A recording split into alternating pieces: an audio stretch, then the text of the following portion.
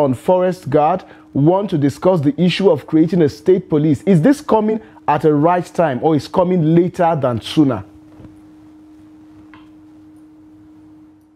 Let me first go back to a point that was raised before, and then I will address this question. First, they talk about releasing strategic reserves. Where is the strategic reserves?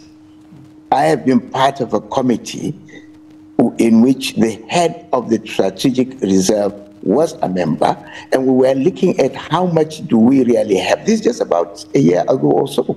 And what happened? We discovered that actually there is no strategic reserves. Most of the silos and the warehouses have been rented out to commercial farmers and companies. And so the food that the government or the president is talking about, maybe he doesn't even know. It's not even there. So you cannot even intervene in those areas. And you see, you refuse, or we are trying to run away from the fact that this government does not understand what is available, is not informed.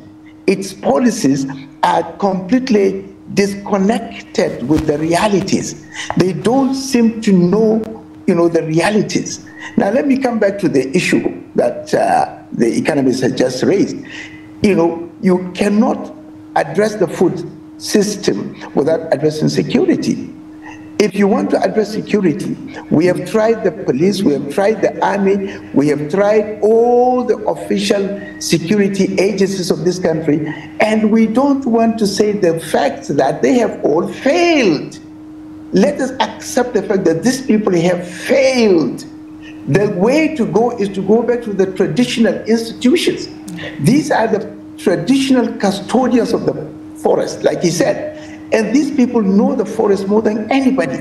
If you allow the traditional institution with their forest guards and their traditional resources, they can bring the security, the issue of insecurity, to a very easy end and very early end, and they will now be able to resuscitate the agriculture. But the government is pushing a lot of money into these security agencies that have consistently failed to provide the security that we require, that will give us the food that we require to have a country.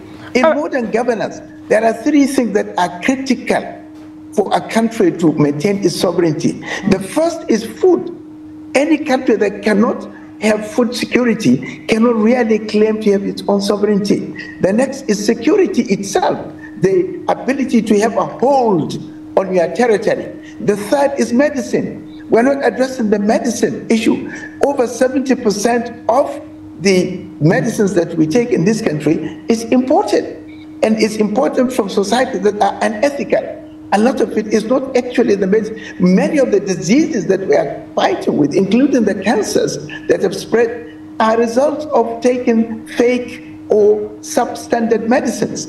So we have a government that doesn't seem to understand what is really there. We have a political culture that doesn't encourage politicians to even read books, to read reports, to engage with facts and research that has been done. They just simply are clowns going around, with show, and that's it. You cannot even get their attention to discuss any substantive issue based on facts on the ground. Okay. Governance is in the 21st century. It's a corporate scientific business. It's not this kind of stupidity and nonsense that we see today.